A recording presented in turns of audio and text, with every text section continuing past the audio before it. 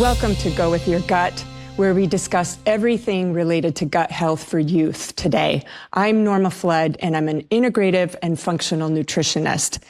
And I'm actually going to stop right there. What is an integrative and functional nutritionist? And more specifically, what is functional nutrition? Well, actually, it's a branch of functional medicine. And this can become very complicated to people when we hear about how our gut impacts our brain and our immune system and our skin and so much more. And so I am going to provide a very powerful yet practical tool to help you understand what functional medicine is all about. And what I'm going to use is the tree of life. I think it's a great way to really visualize what functional medicine means and how we can apply it to our own lives. And of course, today, wouldn't you know, I decided to sit myself in front of our lovely olive tree to keep that in your mind. So let us begin. Now, I definitely shined a light on how gluten had an impact on Quinn and Sophie's health in previous episodes. But that is a very small part of this big picture. So what I want to do, again, using this tree of life, is help you visualize. And so I'm asking all of you to imagine yourself as a tree. Okay, any kind of tree will do, and then you have these roots that are deeply rooted into the ground. You have this strong trunk that grows up and then into these beautiful branches that are full of leaves or pine needles if you picked a pine tree. So let's go back to the roots of that tree.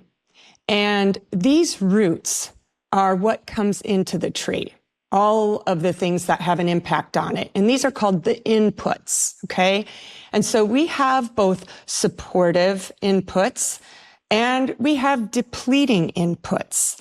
And if we think about supportive inputs, it would be food. Are we eating a lot of those foods that support our microbiome that we've talked about, those whole, less processed foods with fewer chemicals, more nutrients, more fiber? Also good types of fats, omega-3, anti-inflammatory, olive oil, avocado that are more neutral, and going beyond food, even supplementation that might help support some of the deficiencies that we need coming in to support our health better. But not only food, looking at sleep, how sleep has an impact on really our body's ability to keep up with detoxification, our gut's ability to clean out the mess that's in there that's created during the day. And then looking at my list, some other things might be really even coping tools, things we don't think about that are inputs in our life. How do we cope when we have stress? Do we go outside? Do we get more time in nature? Do we have music or reading or ways of expressing some of that negative stress that comes in? And with that, also just exercise. Are we getting a lot of good activity moving our bodies? So those are examples of, let's say, supportive inputs. And then we look at those that are more draining or depleting. And if we look at food first, of course, those foods that are more processed, that might have more sugar, fewer nutrients, less fiber, more chemicals or additives, that puts a strain on our gut. That puts a strain on our ability to keep up with detoxification, for example. So those might deplete us more. Also, a sedentary type of lifestyle, if we're not getting activity, or coping tools that are depleting might be, our addiction to social media, or too much of it, right? Too much TV, too much time on the computer or video games. Those actually drain the brain, and are examples of depleting coping tools. And then the lack of sleep or overscheduling, not giving our body time to recover. And moving on, environmental exposures, air pollution, volatile organic compounds, like if we're constantly breathing in perfumes or scented candles or Glad air fresheners, believe it or not, our body needs to detox those. And stress. Stress is a big one. I've talked about having a direct effect on the gut and inflammation and leaky gut. So stress can be a very quick hit to our system, and we need to find that balance. Traumatic events, people going through trauma, both emotional or physical, even a broken bone puts stress on our body for sure. And then medications, alcohol, drugs, and infections. When our body gets an infection, we notice that, we're run down, we're tired, so that takes a toll. So we're always going to have these both supportive and depleting inputs. We're not going to be able to really stay on the supportive side. We have to be realistic. But the trouble with our culture is that we tend to have way more depleting inputs than we do supportive. And that's where we get really out of balance. So that's a lot to be said about all these inputs that are coming in. And just hang in there because we'll bring this all together at some point. But we're going to move on to the trunk then. So again, you are that tree. You have all these inputs coming in. And now I want you to visualize that that trunk is you. It's your body. And that trunk might be all of your inherent traits. And what I mean by that is the genetics. What were you born with? And sometimes, even if you don't know your genetics, you can look at your family history. What runs in your family? Also, your sex. Were you born male or female? That affects hormones. That affects, what you go through at different stages of life that also have an impact on your inputs. And then your current state of health. How is your current microbiome looking? And so all of these different factors, what they do is they affect your ability to handle those inputs. So if, for example, genetically, I don't detox well, then of course, inputs that might include toxins, I may be more sensitive to than someone else. So that's an example of why certain people can have the same inputs, but how come they're affected differently? And it has to do with their personal, I would say, trunk, where those inputs run through. Okay, so now we're going to move upward on the tree, keeping that visual. And so you have these inputs. They're affected by your inherent traits going through the trunk. And then what is expressed are your leaves or your pine needles. And these would be not only called your outputs, but we could call them our symptoms. What I want you to see is that functional medicine, where they focus, is looking at what are those root inputs? What are those causes of these outputs, these symptoms? We're looking at those roots, but we're also looking at the trunk. What are your genetics? How is your microbiome looking? What stage of life are you in? Are there any other symptoms? And we might do testing to give us a deeper look at any food sensitivities or microbiome balance. So really, functional medicine is really going to take a look at those root causes and those inherent traits to really address the symptoms that are being expressed.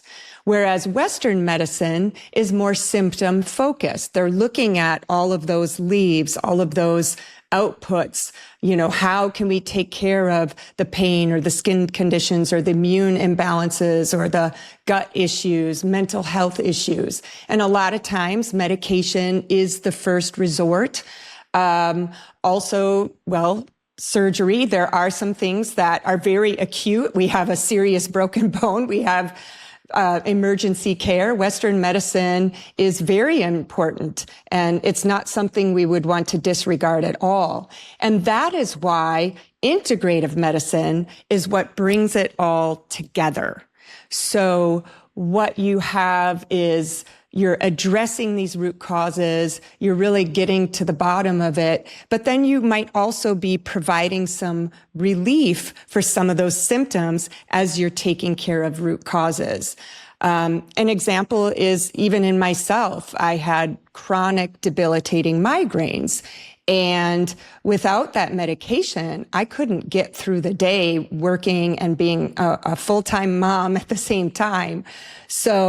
But what I noticed is as I depended on this medication, my migraines were getting worse and worse, and I needed more and more medication. And soon I was having chronic fatigue, deeper depression, and so much more. So when I learned about functional medicine and really what was feeding into these issues and causing the migraines, I was able to decrease my migraines, decrease the pain, and to the point that I decrease them by 95%. So you'll notice I didn't say 100%. Every now and then, we're not so perfect about those inputs that come in and something catches us by surprise. And that's why, I still like to have that medication handy to help me get through that day when it shows up by surprise.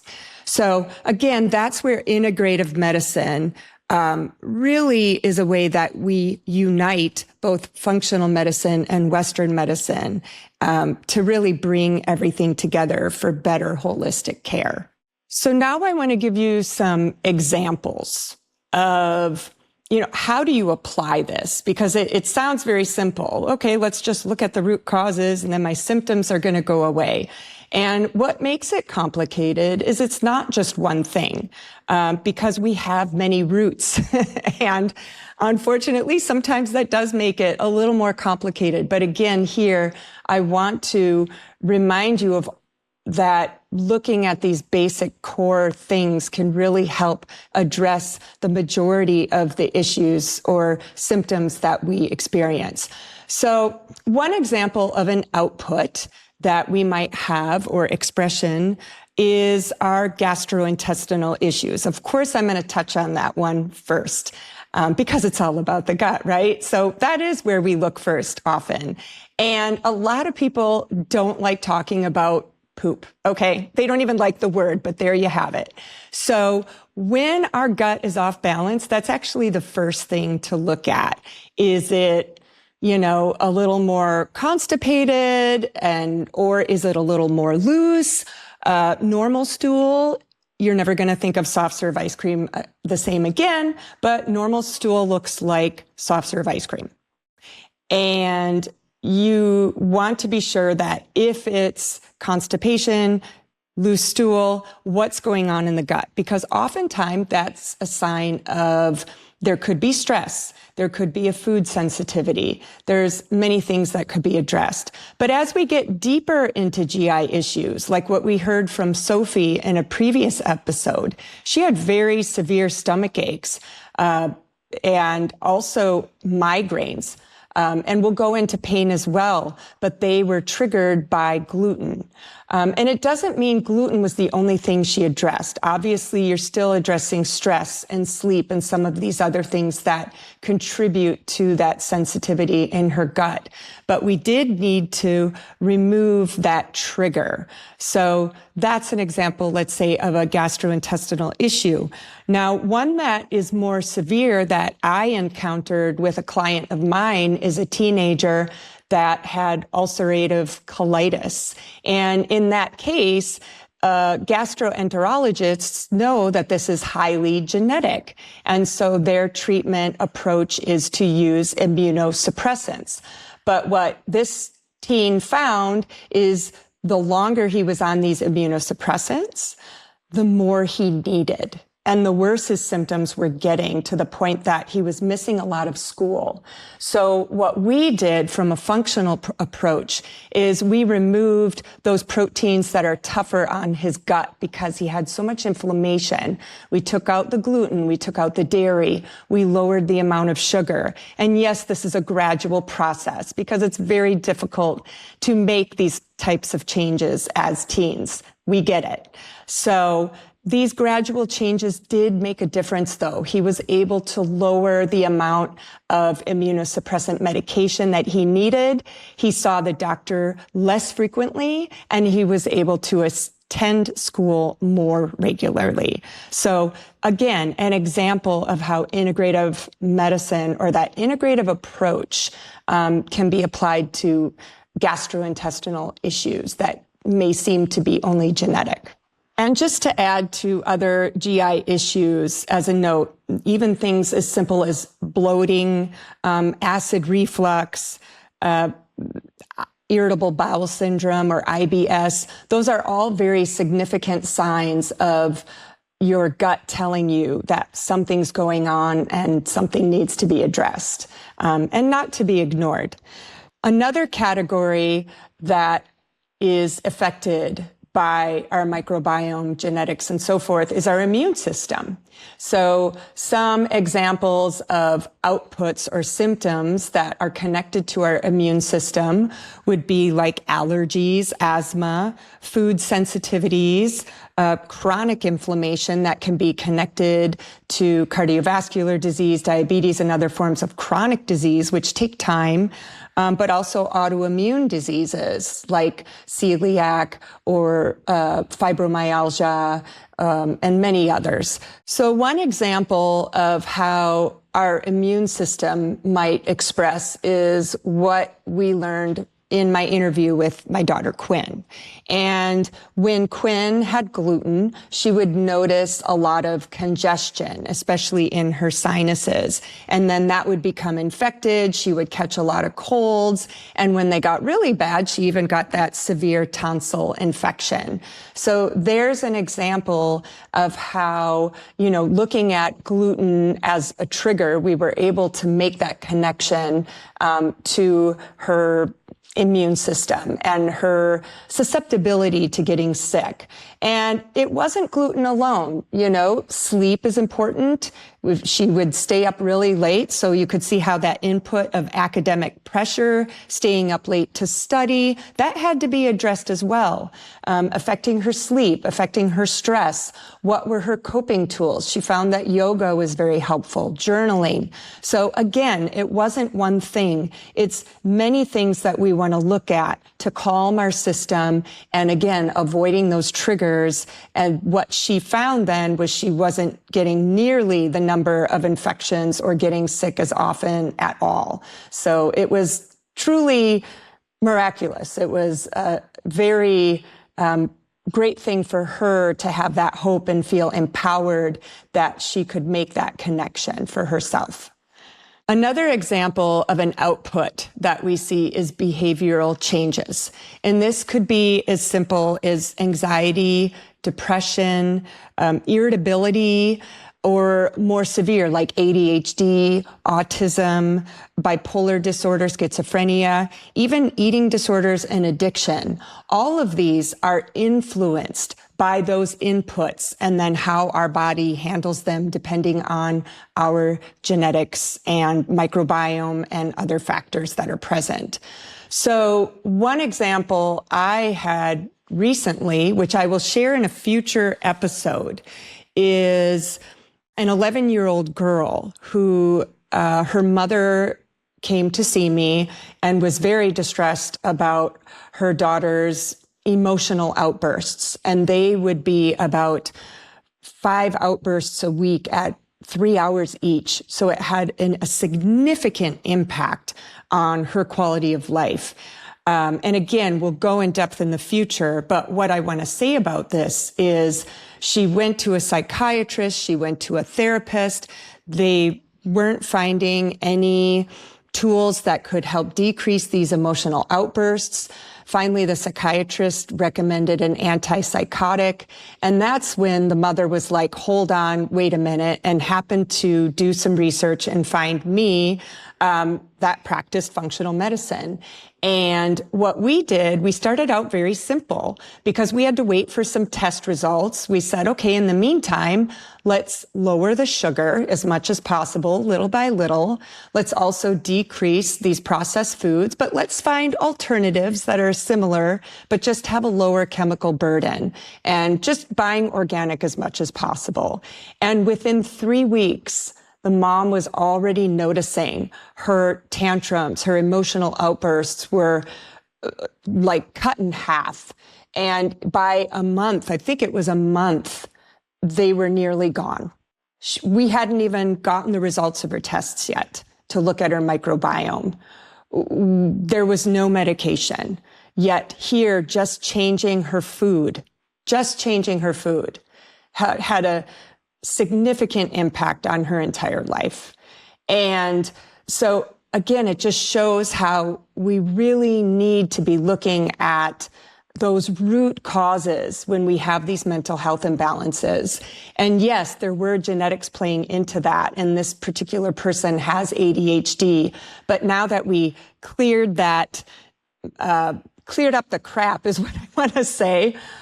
We cleared it up so that we could now address the ADHD even better. So yes, there are more steps we're going to take yet, but what a difference just these first steps made in that child's life. And I do feel that even when people have good genetics, mental health can be improved. We can have who wouldn't want better mental clarity, a better mood, feeling more uplifted just by eating better, sleeping better, supporting ourselves better overall? So again, this is one section of branches that influences mental health. Now, skin is another category that is really significant and highly influenced by the health of our gut and our genetics. So some simple ones, even eczema. When my son was a 1-year-old, not even one, he would have blood on the back of his hands, just awful. And poor guy, we had to put Aquaphor on his hands every night just so that he just wouldn't be in burning pain. And I realized it was dairy, related to dairy. And when we took out dairy, in his case, because it was genetic, he had significant improvement in the eczema on his hands. So eczema is one example of how it's a reflection of what's going on in our gut. Something more severe might be psoriasis or rosacea, and even these also have a genetic component. They are highly influenced by the inputs, the types of foods that we eat, because your genetics are telling you that they just can't keep up with certain things. So you just need to change the inputs to support the genes a little better. So if you have this food sensitivity that's triggering some of this inflammation in the gut that then is expressed on the skin, that is where that connection occurs. Another example I find is yeast overgrowth. Yeast overgrowth will often show up on the skin. And so decreasing sugar, which is what yeast often likes, decreasing processed foods as much as possible, really eating more plant foods to feed your good microbes better. All of those things are going to help this balance in your gut and then eventually your skin. And it's true that some of these are a lot tougher, like rosacea and keratosis pilaris. These they can be improved. And so sometimes we can't take care of things 100%, but we can truly make a big difference in decreasing the symptoms without relying on medication to improve skin conditions. And my daughter Quinn's an example. So even though gluten had an effect on her immune system, it also affected her skin. And she found that dairy contributed to some of that as well as sugar and stress. So, and it wasn't about reaching perfection. It's very difficult to be perfect about anything. We don't want people to be obsessed with eating healthy or that it has a truly negative impact on their quality of life. But we can still enjoy our lives eating better, right? Making more better choices, including more of those whole foods that we need and less of those things that might stress our microbiome, that might add more toxins or burden to our system when we don't detox as well. So again, those are just examples of how skin can be affected. Acne is another one. I don't want to forget acne. And yes, there is a genetic component once again, but even research is showing that dairy is one of those components or examples of how a person may not handle the change in hormones going through puberty and having dairy at the same time. So one thing would be to take that break from dairy as you're going through puberty, eating you know, less chemicals, lower sugar, all of those things are going to help clean your gut up a bit more so that your skin is better. Water is important too, by the way. Let's not forget water, because water helps us clear toxins. And I even see water or lack of water being connected to acne. Kids drinking a lot of soda, sugary drinks, even diet sodas, and not enough water can have an impact on skin. So very simple things, small changes that can be made. So another category I want to cover is pain. And pain can be a significant hindrance in your quality of life. And as I shared previously, you know, how migraines had an effect on my overall quality of life. And even in a previous episode with Sophie, she shared how she had debilitating migraines as well, starting in 2nd grade, and how gluten was the trigger in that case. So again, pain can be connected to a food intolerance as well. It can also be affected by a more broader scope. So if we chronically have this overload of depleting inputs, of more processed food, more chemicals, more sedentary lifestyle, really high stress, lack of sleep, and we add all of these things up, and maybe we also add a genetic predisposition to not being able to detox well. So if we take all of these together and we suffer through this day after day after day, we experience chronic inflammation in our gut. And what I talked about previously is this chronic inflammation then can spread to other parts of our body because we have leaky gut. And this can show up in our joints, and this can affect arthritis. This can show up, like we said, with migraines. It can show up in back pain. So there's a lot of triggers in our body that can manifest differently depending on that person's unique microbiome, their unique genetics, and how those inputs affect them. So again, clearing these things up, eating better, getting more sleep, really addressing a lot of the stress with more balanced types of coping tools versus TV, doing something more like a walk outside in nature. So you're both getting activity and calming environment to address the stress. So all of these things actually have an impact on pain. Whereas if we only seek Western medicine for that pain medication, what people notice is that pain gets worse and worse. They need more and more medication. All of a sudden they have even more symptoms. All of a sudden they have these new recurring gut symptoms that are added to the problem.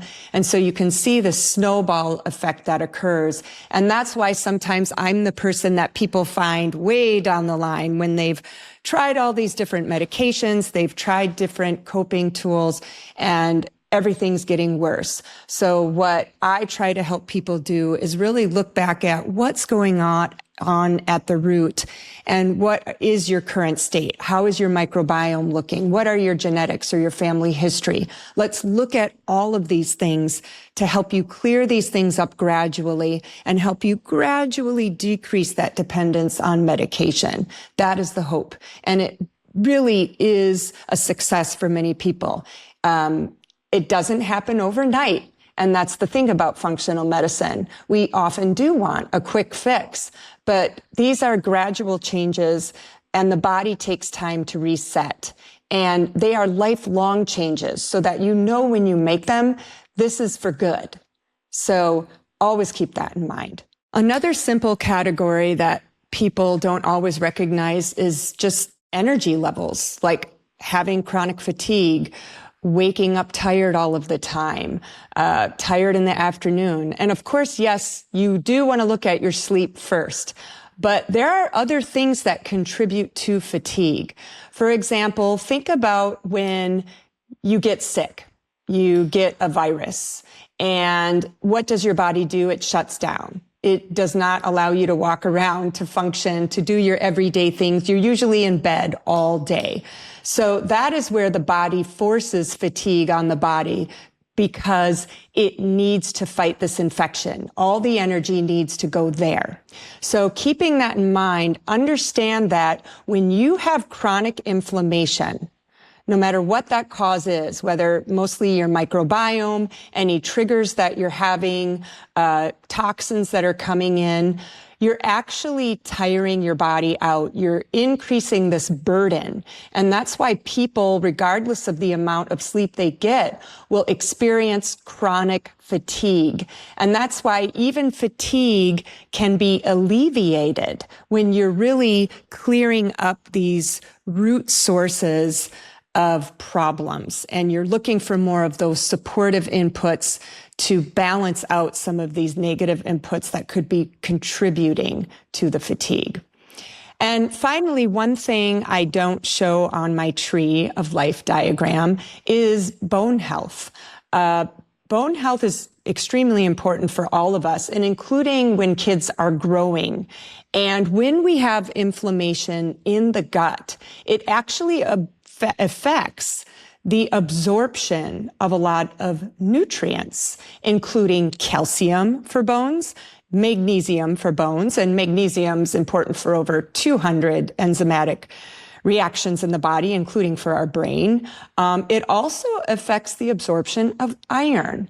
And so a lot of times people will experience chronic anemia. Like, why am I anemic?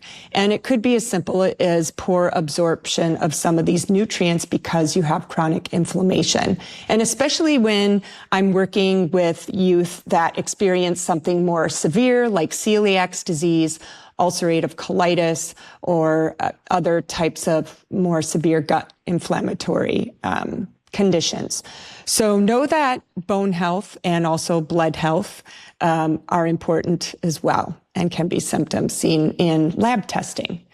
So this is likely an oversimplification of how root causes or root issues affect our body and the expression of these different symptoms that we talked about. Because all of these inputs, both supportive and depleting, have a synergistic effect. So it's very important that we take a look at all of them in addition to our family history, our microbiome, how old are we? Are we a teenager going through puberty, woman going through menopause, pregnancy? All of these things have an impact on how we handle these inputs. And then finally, still looking at all of those ways that our body might express symptoms. So what I encourage all of you to do is reflect on this in your own life. And that's why I'm providing down in the show notes a PDF copy of my Tree of Life so that you can take a look at that and use it as a template for what might be going on in your own life, and for you to reflect on what are my supportive and depleting inputs, and what is my family history. How is my microbiome? And remember, you can look at your stool as one of those examples of how that might be going if you don't have much more information. Also, your stage of life. And then what are those symptoms based on all those different categories that we talked about? And I feel that awareness is everything. And just reflecting on this for yourself will be the biggest step that you can take to improve the quality of your health, because you'd be surprised about how the simplest things can have a great impact on your quality of life.